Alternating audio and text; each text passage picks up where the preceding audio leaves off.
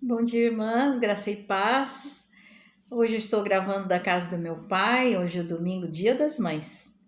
Então, se ele aparecer por aqui, eu vou apresentá-lo a vocês. Talvez ele não entenda muito bem o que está acontecendo, mas vai dar tudo certo, se Deus quiser. Hoje nós vamos começar com um versículo.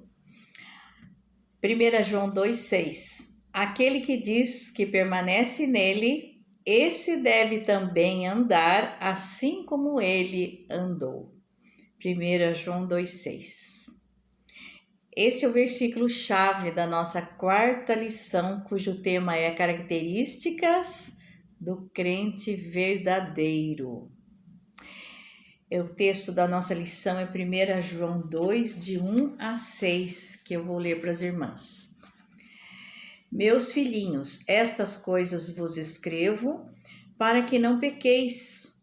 E se alguém pecar, temos um advogado para com o Pai, Jesus Cristo, o justo. E ele é a propiciação pelos nossos pecados, e não somente pelos nossos, mas também pelos de todo o mundo. E nisto sabemos que o conhecemos, e se guardarmos os seus mandamentos. Aquele que diz, eu conheço-o, e não guarda os seus mandamentos, é mentiroso, e nele não está a verdade. Mas qualquer que guarda a sua palavra, o amor de Deus está nele, verdadeiramente aperfeiçoado. Nisto conhecemos que estamos nele. Aquele que diz que está nele, também deve andar como ele andou. Oremos, irmãs. Querido Santo Deus, ao estudarmos essa lição, queremos, Senhor, que o Senhor nos abençoe com toda sorte de bênçãos espirituais, para que possamos, Senhor, entender a Tua palavra, para que o nosso dia a dia melhore, que nós sejamos cada vez mais aperfeiçoadas em Ti, que o Teu amor cada vez mais encha o nosso ser. Isso te pedimos em nome de Jesus. Amém. Então, queridas irmãs, a nossa lição de hoje vai nos ensinar as características do crente verdadeiro. E as características do crente verdadeiro, elas são características que não são características externas. As características do crente verdadeiro estão internamente em nós. E para isso, nós vamos ler Mateus 13, que é aquela passagem do joio e do trigo, Mateus 13, de 24 a 30, Mateus 13, de 24 a 30, que é a passagem do joio e do trigo, que eu vou ler para as irmãs, porque é uma passagem muito importante para nós entendermos esta parte de que o crente verdadeiro, a diferença dele está interiormente. Então diz assim, propôs-lhe outra parábola, dizendo, o reino dos céus é semelhante ao homem que semeia boa semente no seu campo. Mas, dormindo os homens, veio seu inimigo e semeou o joio no meio do trigo e retirou-se. E quando a erva cresceu e frutificou, apareceu também o joio. E os servos do pai de família, indo ter com ele, disseram-lhe, Senhor, não semeaste tu no teu campo boa semente? Por que tem então joio? E ele lhes disse, o inimigo é quem fez isto. E os servos lhe disseram, queres, pois, que vamos arrancá-lo? Porém ele lhes disse, não, para que ao colher o joio não arranqueis também o trigo com ele. Deixai crescer ambos juntos até a ceifa. E por ocasião da ceifa direi aos ceifeiros, colhei primeiro o joio, atai-o em molhos para o queimar, mas o trigo ajuntai-o no meu celeiro. O que nós aprendemos com isso, irmãs? Os empregados pediram para o dono da plantação, podemos ir arrancar o joio? E o dono falou, não, vamos deixar eles crescerem, porque eles são muito parecidos enquanto crescem.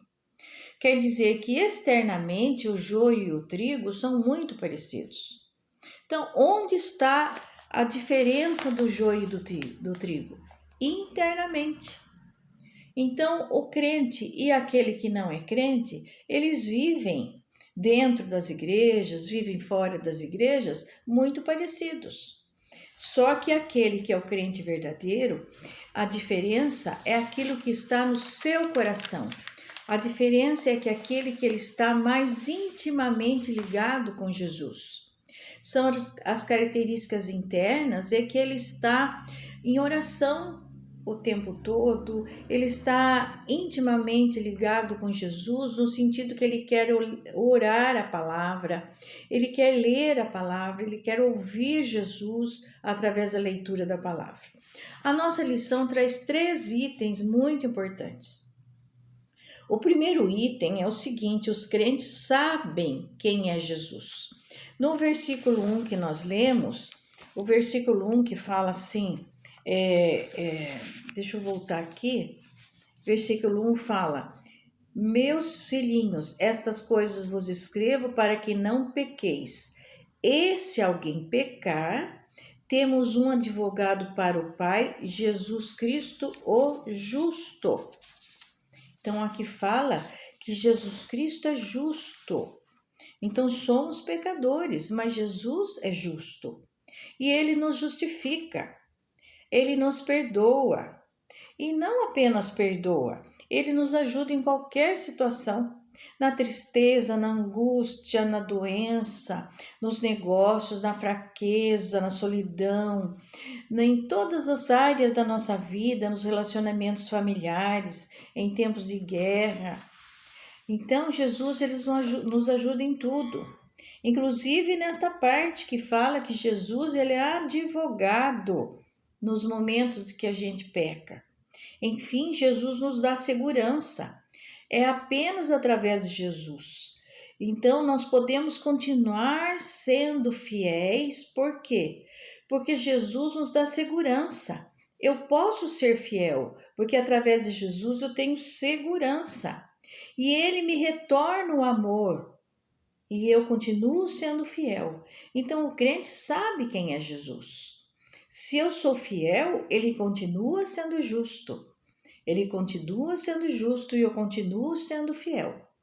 Então, a justiça de Jesus é maravilhosa para a nossa vida. Agora nós vamos para um segundo item, que os crentes confiam naquilo que Jesus fez. E o que foi que Jesus fez? Jesus morreu pelos nossos pecados. Então, nós vamos ler agora o versículo 1, o versículo de 1 João 2:2. E ele é a propiciação pelos nossos pecados, e não somente pelos nossos, mas também pelos de todo mundo. Então aqui vai ter o primeiro ponto que veremos aqui, que o crente confia em Jesus porque ele é suficiente para apagar, para pagar o meu pecado. Aqui fala os nossos, né? Mas vamos deixar aqui o meu pecado. E como que nós entendemos isso? Nós entendemos pelo uso da palavra propiciação. Propiciar quer dizer tornar possível. No Antigo Testamento falava que tinha o propiciatório, que era o lugar onde o sangue dos animais eram colocados para que os pecados fossem removidos, os pecados do povo fossem removidos.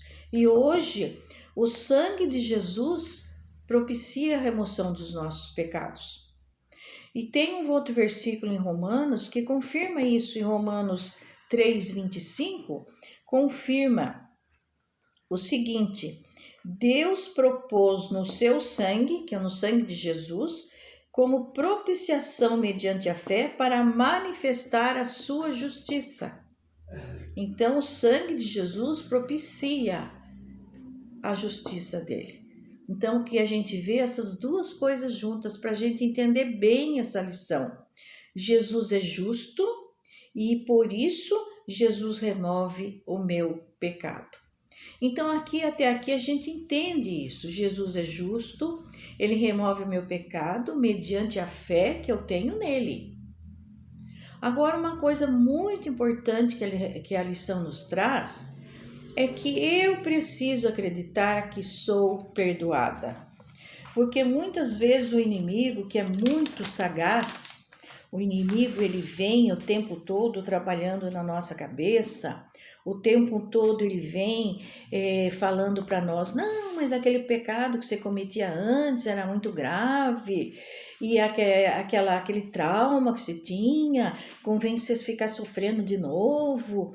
Então muita gente sofre por traumas antigos, mas Jesus já limpou tudo.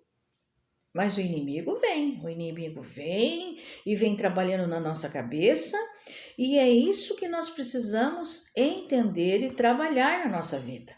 Entender e trabalhar. Essa lição aqui traz isso. Nós temos que entender, fala aqui que eu anotei, nós temos que perceber-se perdoado. Não apenas se arrepender e pedir perdão pelo pecado. Não apenas entender que Jesus é o advogado perante Deus, mas entender que nós já fomos perdoados. Deus é tão maravilhoso que no Antigo Testamento ele deixou um exemplo muito importante. Quando os pecados eram no propiciatório, o sangue dos animais eram derramados, tinha o bode expiatório, o bode emissário, que era mandado lá no deserto com todos os pecados do povo. Em outra passagem da Bíblia fala que os pecados eram jogados no fundo do mar. Então os nossos pecados, Deus esquece, Ele perdoa. Só que nós, como seres falhos, fracos, a gente fica lembrando dos pecados e principalmente a gente fica lembrando dos nossos traumas antigos. E os traumas já foram curados. Temos que continuar a nossa vida daqui para frente, da vida que já foi curada. Uma vida nova. Então, creiamos de todo o nosso entendimento que somos perdoados pelo sangue de Jesus. Nunca duvidemos disso. E se algum pensamento passar na nossa cabeça, temos a certeza que o inimigo que está ali, trazendo essa dúvida. Então agora, depois que nós vimos que o sangue de Jesus já fez isso pelos meus pecados, nós vamos ver que ele também disse não só pelos nossos, mas também pelos do mundo todo. Qual versículo que a gente lembra aqui? João 3,16. Deus amou o mundo de tal maneira, então aqui nós lembramos que Deus amou o mundo. Deus não amou apenas o crente, Deus não amou apenas o presbiteriano, o assembleiano. O versículo João 3,16, que muita gente fala que a Bíblia toda se resume nele. Deus amou o mundo de tal maneira que deu o seu Filho unigênito, para que todo aquele que nele crê não pereça, mas tenha vida eterna. Então, Deus amou o mundo, Deus amou a todos. Mas tem um detalhe: todo aquele que crê em Jesus, esse vai ter a vida eterna. Agora aqui Deus, nesse ponto, tem um serviço para nós. Nós temos que levar essa palavra da salvação. Nós podemos proclamar e devemos proclamar essa mensagem da salvação para cada pessoa do mundo. Então esse é o nosso grande desafio, o nosso envolvimento com a obra da evangelização e das missões de qualquer maneira, pessoalmente ou mandando as mensagens, as ofertas, aquilo que a gente deve fazer. Armas. Sabiam que a gente é chamado de evangélico? Porque a gente foi chamado, a gente foi alcançado pelo evangelho e nós pregamos o evangelho. Por isso que nós somos chamados evangélicos. Nós pregamos as boas novas da salvação. Porque nós pregamos que Cristo morreu, que Cristo ressuscitou e que nele há salvação para todo pecador, para o mundo todo. Tem crente que olha torto para aquele que bebe, olha torto para aquele que fuma, olha torto para aquele que é drogado. Não, a gente tem que olhar com amor, o mesmo amor que Cristo olhou. e levar a palavra da salvação. Porque aí o Espírito Santo vai trabalhar no coração dele, então nós temos que fazer a nossa parte. Então aqui nós vimos o segundo ponto, que os crentes acreditam naquilo que Cristo já fez. Morreu pelos pecados, nossos pecados, pelos pecados do mundo todo. E nós vamos agora para o terceiro ponto da nossa lição. Os crentes fazem o que Cristo manda, que é os outros versículos aqui que nós lemos, de 1 João 2, de 3 a 6, que eu vou ler novamente. E nisto sabemos que o conhecemos, se guardarmos os seus mandamentos. Aquele que diz, eu conheço-o, e não guarda os seus mandamentos, é mentiroso, e nele não está a verdade. Mas qualquer que guarda a sua palavra, o amor de Deus está nele, verdadeiramente aperfeiçoado. Nisto conhecemos que estamos nele. Aquele que diz que está nele, também deve andar como ele andou. Então, aqui nós vemos que nós devemos guardar os mandamentos. Na nossa lição fala de vida santa. Então tem muita gente que procura ter uma vida santa e vai na igreja de domingo, mas no meio da semana não tem uma vida santa, né? Então ele se engana. A vida santa é a verdadeira vida santa, é o resultado obrigatório da natureza da obra de Cristo na vida do crente. É o resultado. Não é que vai ter uma vida santa para obter a salvação, não é. É a obra da vida vai mudando a natureza da gente. Então o crente faz o que Cristo manda, segue os seus mandamentos, porque está na sua nova natureza.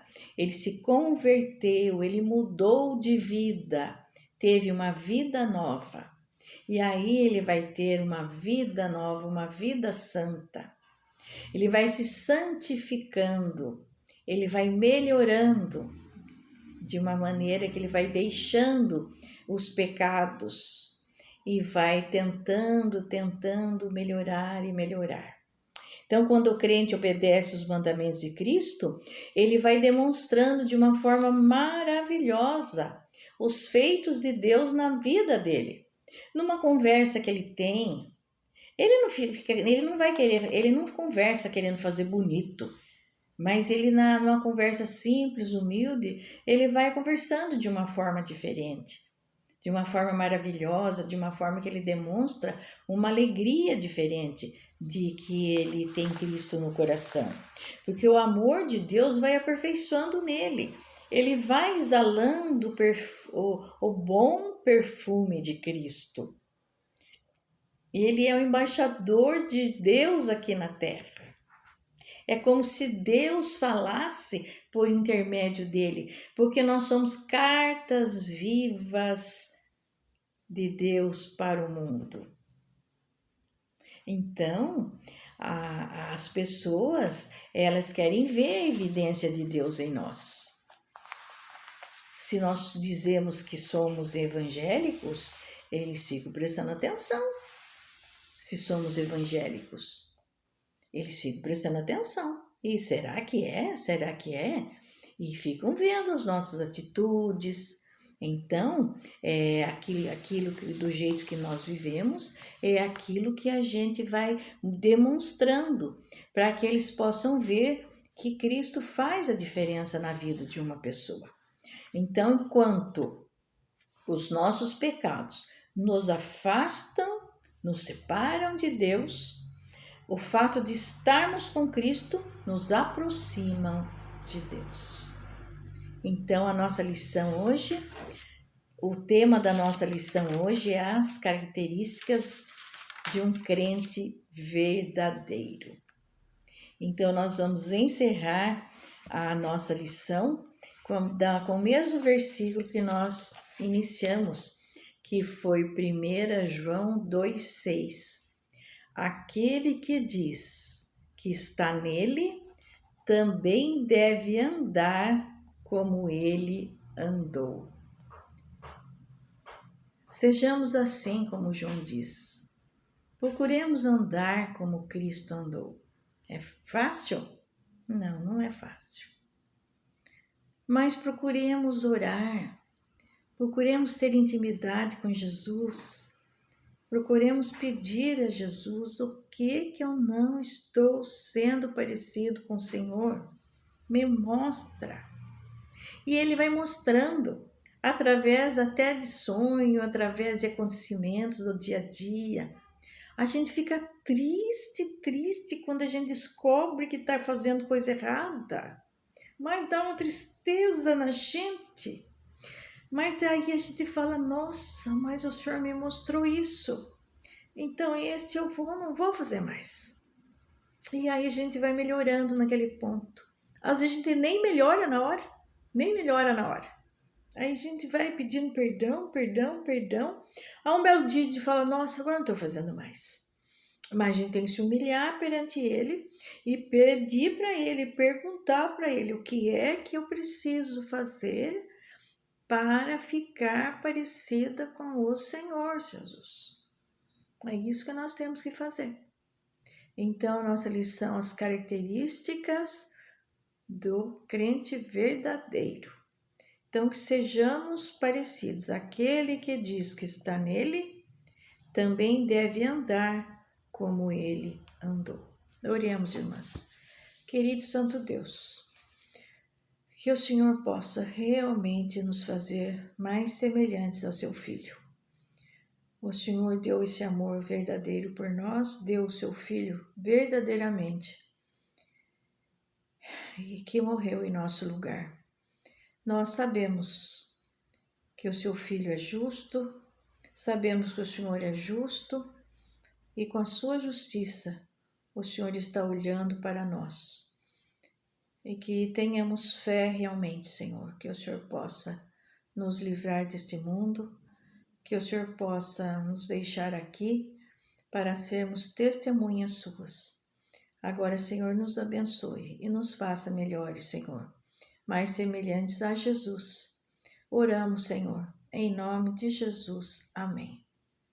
Tchau, queridas irmãs. Até as próximas lições. Um bom domingo a todas.